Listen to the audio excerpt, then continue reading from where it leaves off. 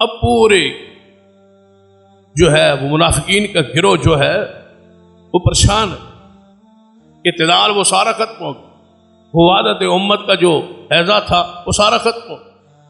جو کہتے تھے ہم مانتے ہیں، احترام کرتے ہیں، ادب کرتے ہیں، خود بخود چور بول پڑے، اور چوروں نے کہا کہ نہیں، یہ قانون جو ہے اس کا رخ موڑا گیا، رخ موڑ کے کہا گیا یہ سیدنا ابو بکر، عمر، عثمان کے لیے یہ قانون نہیں بنایا جا رہا، حقیقت میں چند متنازع شخصیات کو صحابیت کا لباس پہنانے کی کوشش کی جا رہی۔ اس سے مراد کون ہے؟ سیدنا ابو سفیان اور سیدنا امیر معاویہ رضی اللہ۔ آج ہم اور ہمارا انہی لوگوں کے ساتھ، ایسے ہی طبقے کے ساتھ ٹکر ہے۔ پورے اہل و سنہ ایک طرف کھڑے ہیں اصحاب رسول کی عزت، عظمت اور توقیر کے، اور دوسری طرف یہ طبقہ کھڑا ہے اصحاب رسول کی توہین اور ان کو طعن و تشنیع۔ یہ آج تک کیا کہتے کہ ہم تو صحابہ کرام کو مان ادب کرتے ہیں، احترام کرتے ہیں، کرام کرتے ہیں۔ تو اب آپ کے علم میں ہے، جس کا ہم نے گزشتہ سے پیوستہ جمعہ میں تذکرہ کی، کہ جب ناموس صحابہ و اہل بیت ازواج مطہرات کی ناموس کا بل پاس ہوا اسمبلی، پوری امت کو تو خوش ہونا چاہیے، توہین کے راستہ بند ہو، طعن کا راستہ بند ہو رہا ہے، لڑائی کا، جھگڑے کا، فتنہ فساد کا راستہ ہمیشہ کے لیے بند ہو رہا ہے، نہ توہین ہوگی، نہ کسی کے جذبات مجروح ہوں گے، اور نہ اختلاف ہو۔ لیکن ایسا طوفان پورے ملک میں برپا ہو میڈیا پر، یہ بل جو ہے کسی صورت ہمیں قبول نہیں ہے، یہ منظور نہیں ہونا، اور جنہیں ملک کے اندر ایک معتدل سمجھا جاتا، بڑے اعتدال پسند ہے، سب کے ساتھ مل جل کے رہتے ہیں، اتحاد کے دعوت اور وحدت امت کے قائل ہیں، سب سے زیادہ وہی وہ لوگ بولے اور وہی شخصیات بولی جو کہتے تھے کہ ہم مومنین کے، مسلمین کے درمیان اتحاد اور اتفاق کی قائل۔ وہ اندر کا بغض، وہ اندر کا غصہ، وہ اندر کا تقیہ، وہ اندر کا نفاق، وہ اندر کا فسق، وہ اندر کی طغیانی، وہ اندر کی سرکشی اور شرارتیں وہ باہر نکلی۔ یہ کیا ہو رہا ہے؟ یہ بل نہیں ہونا چاہیے، یہ کہ ہی کیونکہ یہاں سے اسمبلی سے پھر سینٹ میں جا، تو وہاں سے یہ بل کسی طریقے وہ لوگ ڈر جائیں اور منظور نہ ہو، اور قانون،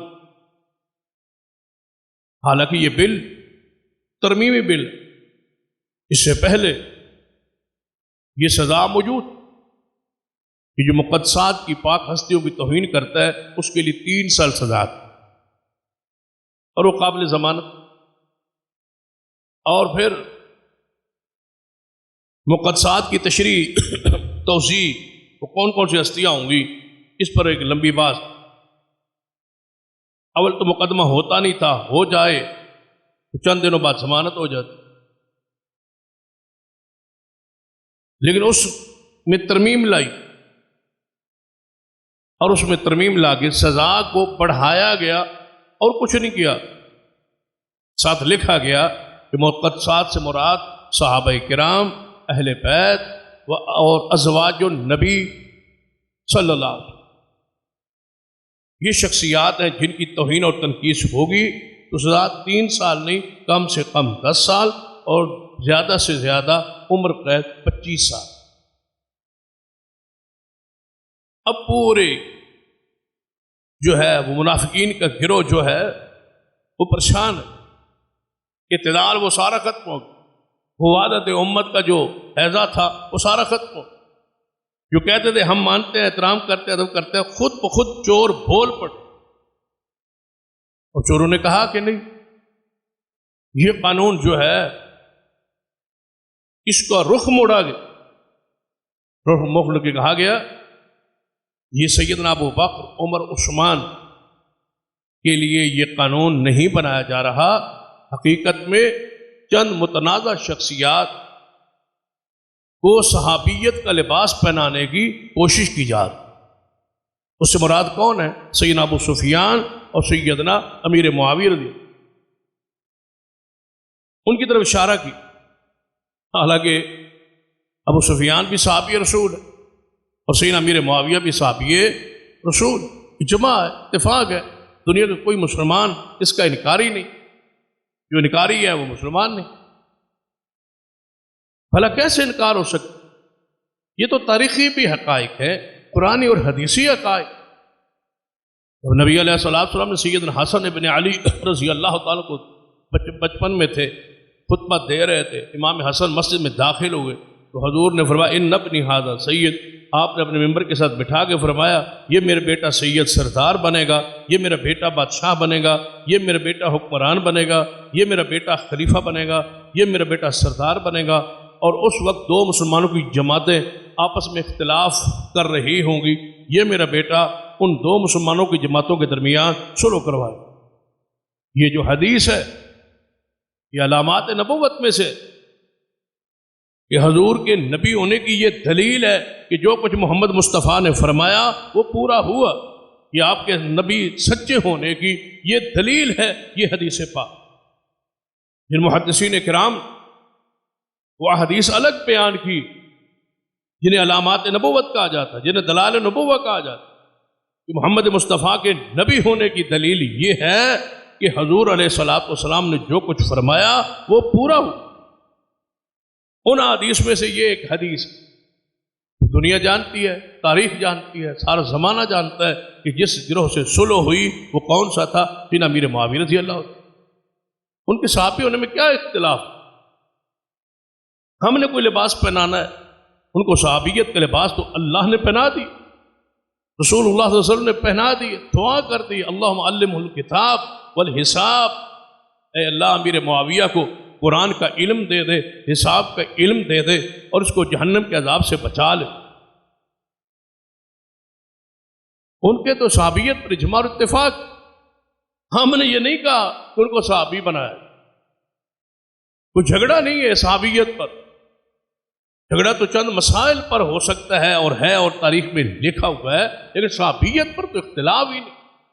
جب اختلاف ہی نہیں ہے تو پھر لباس ہم تو نہیں پہنا رہے، لباس تو اللہ نے دے دیا ہے، اور وہ مغفور ہے، مرحوم ہے، جنت کے وارث ہے، خال المؤمنین ہے، کاتب وحی ہے، کاتب قرآن ہے۔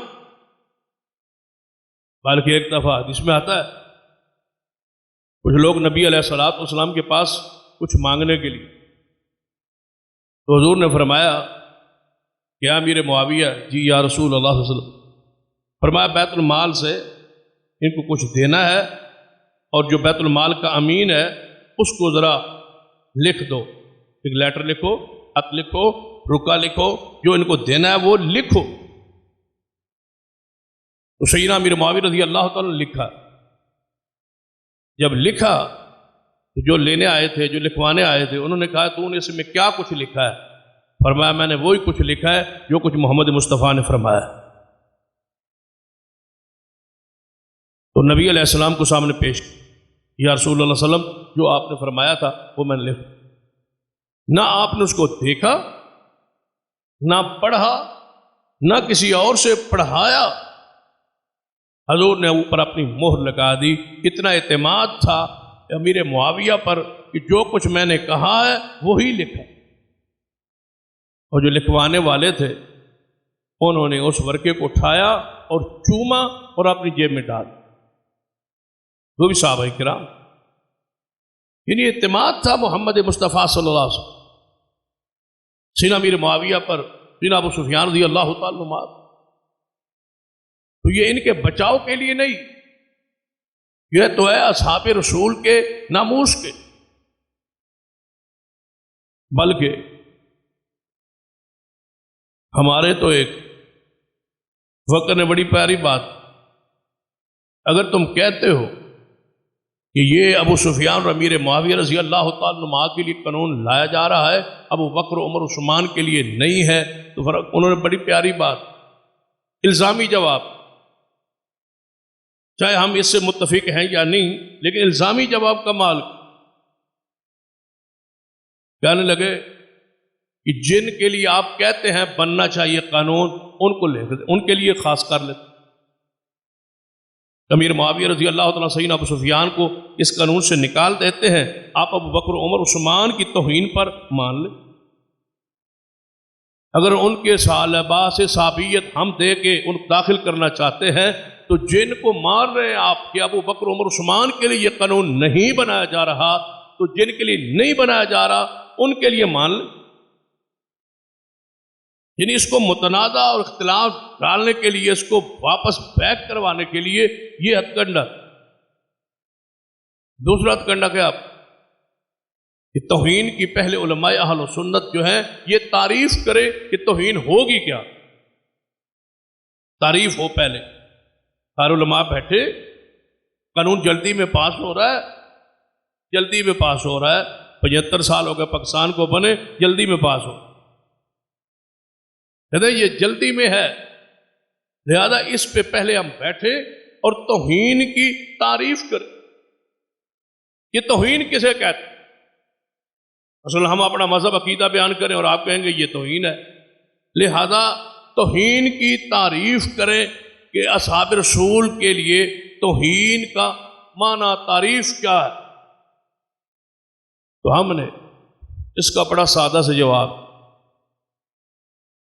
کہ اجلاس کرنے کی ضرورت ہی نہیں، مذاکرات کرنے کی ضرورت ہی نہیں، بیٹھنے کی ضرورت ہی نہیں۔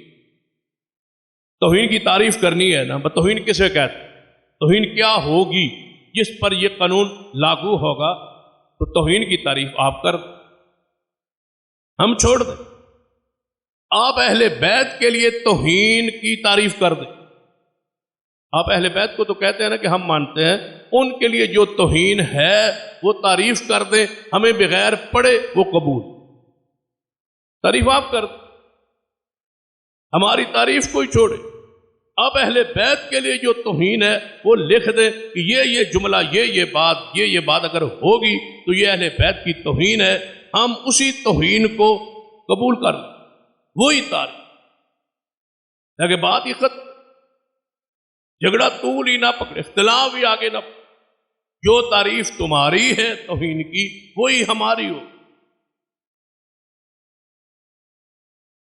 کیوں؟ ان کو پتہ ہے کہ اگر صحابہ کرام سے ہٹ کے ہم اہل بیت کی توہین کی تعریف کرتے ہیں، دیکھ دیتے ہیں کہ یہ توہین اہل بیت کی ہوگی، تو پھر یہ کہیں گے امی عائشہ بھی اہل بیت، پھر یہ کہیں گے ام حبیبہ سیدہ حفصہ بھی اہل بیت، ازواج النبی بھی اہل بیت، زینب رقیہ ام کلثوم حضور کی 3 بیٹیاں بھی اہل بیت میں، پھر ان کی توہین جو ہم کرتے ہیں وہ بھی ظاہر ہو، نکلو گے کہاں سے؟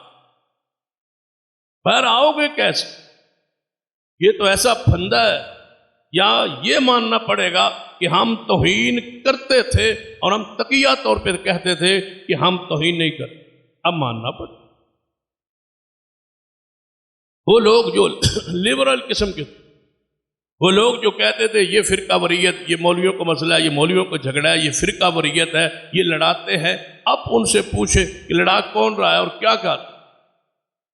جب توہین کا قانون بن رہا ہے تو بننے دیں۔ کہتے ہیں سزا زیادہ ہے، 3 سال تو پہلے ہی تھی نا، 3 سال پر تو اتفاق ہے، کہتے ہیں سزا زیادہ ہے۔ ہم نے کہا سیدنا علی، سیدہ فاطمہ الزہرا، سیدنا حسن و حسین کی گستاخی اور توہین پر کیا سزا ہونی چاہیے؟ تعین کر، آپ تعین کر، ان 4 ہستیوں پر جتنی سزا آپ طے کریں گے اس سزا کو ہم بغیر توقف کے ماننے کے لیے تیار، آپ اس پر سزا موت کروا لیں۔ جناب یہ لکھ دیں کہ جو سیدنا علی کی توہین کرے اسے سزا موت ہونی چاہیے، سیدہ فاطمہ الزہرا کی جو توہین کرے اسے سزا موت ہونی چاہیے، ہمیں یہ بھی قبول ہے، قبول ہے۔ سزا کا بھی تعین آپ ہی کر، سزا پر اختلاف نہیں ہے نا، صرف سالوں پر اختلاف ہے کہ کم ہے یا زیادہ۔ آپ کہتے ہیں 3 سال جو ہے یہ رہنے دیں، آگے نہ بڑھے۔ تو جب سیدنا علی کی توہین پر سزا جو طے کرو گے تم، ہم اس سزا پر متفق، 10 سال ہے، 25 سال ہے، سزائے موت ہے، جو اس پر تم متفق ہو وہ سزا ہم ماننے کے لیے تیار ہے، تاکہ یہ معمہ، یہ مسئلہ ہمیشہ کے لیے حل ہو۔